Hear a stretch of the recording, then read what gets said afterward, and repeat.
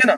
So next ఇవన్నీ 220 kV base, 220 kV నుంచి 130 kV హెచ్విఎల్వి అని అంటాం కదా సార్, ఐవి అని ఉంటాయి ఇక్కడ.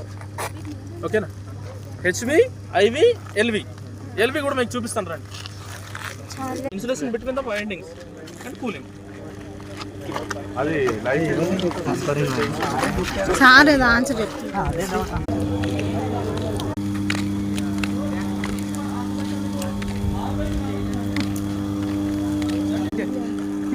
హెచ్వి, ఐవి అండ్ ఇక్కడ కింద ఉన్నాయి కదమ్మా ఇవి. ఓకే, 6 వైపు చిన్న బుక్స్ కలుగుతుందా ఎల్వి. ఓకే, అక్కడ నుంచి మనం ఐసోలేటర్ తీసుకున్నాము. ఐసోలేటర్ నుంచి మళ్ళీ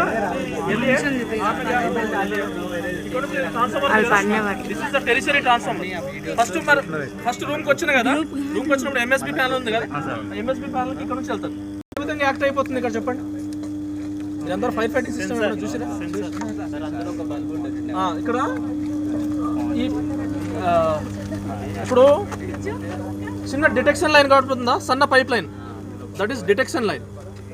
అండ్ లావు పైప్ లైన్ కనబడుతుందా, దట్ ఈస్ హైడ్రెంట్ లైన్ అన్నట్టు. ఓకేనా.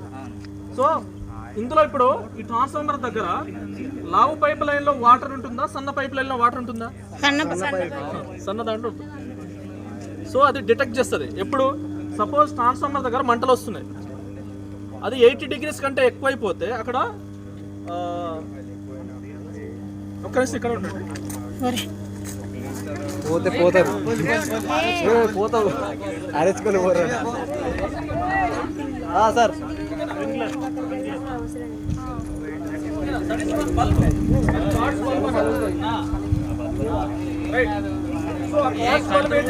ఫైర్ ఎప్పుడైనా వస్తే ఎబో 80 degrees దాటింది అనుకోండి, ఎబో 80 degrees దాటితే జనరల్ గా ఈ this is the detection line.